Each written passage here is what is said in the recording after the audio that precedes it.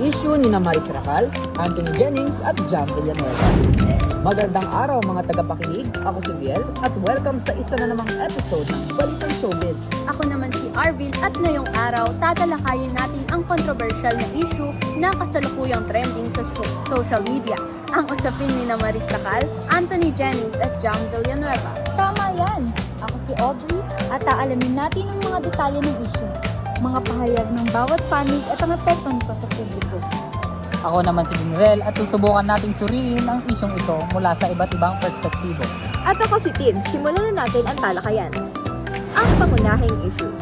Para sa mga hindi pa nakakaalam, nagsimula ang kontrobersya nang maglabas ang non-showbiz girlfriend ni Anthony Jennings na si Jam Villanueva ng mga screenshot na nagpapakita ng umano'y pagtataksil ng aktor kasama si Maris Racal. Tama, sa screenshots na ito makikita raw ang palitan ng mensahe ni Anthony at Maris na nagdulot ng espekulasyon sa kanilang relasyon. Maraming netizens ang nagulat at nabahala. Matapos kumalat ang mga screenshots, nagbigay ng pahayag si Maris Racal. Sinabi niya na, and I quote, "Every time na lumalabas ako, para akong woman naked and I'm embarrassed." Ramdam na ramdam ang bigat ng sitwasyon sa kanya. Samantala, si Anthony Jennings naman ay humingi ng tawad sa kanya. Sa kanyang pahayag, sinabi niya, "Humihingi ako ng tawad sa mga babae na saktan ko, lalo na kina Maris at Jam." Sabi pa niya, hindi rin niya intensyon ang makapanakit, pero aminado siyang may pagkakamali siya. Reaksyon ng publiko.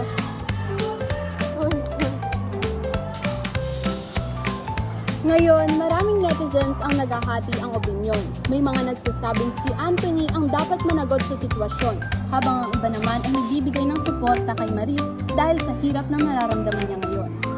May mga nagsasabi rin na ang mga screenshots na inilabas ni Jam ay maaaring makatulong para maging aware ang iba sa mga ganitong klase ng relasyon. Pero may ilan ding nagtataka kung bakit tila si Maris ang nagiging sentro ng batikos ng iba. Kahit pa, siya rin ay nasaktan sa sitwasyon. Nakababahala rin na sa halip na mag-focus sa accountability ng mga tao, nagiging target ng body shaming at victim blaming si Maris.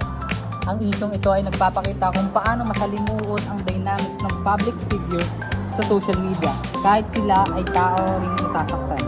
Mga aral mula sa kontrobersya. Sa kabila ng lahat, ano kaya ang mga natutunan natin mula sa isyong ito? Viel, anong pananaw mo? Ang mahalaga dito ay ang pagiging responsable sa ating mga relasyon. Kung committed ka sa isang tao, dapat respetuhin mo ang tiwala nila. At para naman sa mga nasa mata ng publiko, napakahalaga rin ng pag-iingat sa mga aksyon dahil hindi lang sarili ang nadadamay kundi pati na rin ang iba. Tama! Higit sa lahat, kailangan nating alalahanin na tao pa rin ang mga celebrity. Kapag may issue, mas maganda kung mas magiging maingat tayo sa ating mga salita at paghusga. Kaya para sa mga nakikinig, tandaan na lahat tayo ay may pananagutan, hindi lang sa isang relasyon kundi pati na rin sa respeto sa kapwa, lalo na sa panahon ng social media. Dito na nagtatapos ang ating talakayan. Ako si Viel. At ako si Arvil. Ako si Aubrey. Ako si Binrel. At ako si Tin. Salamat sa pagkikinig at magkita-kita tayo muli sa susunod na episode ng Balitang Showbiz. Bye!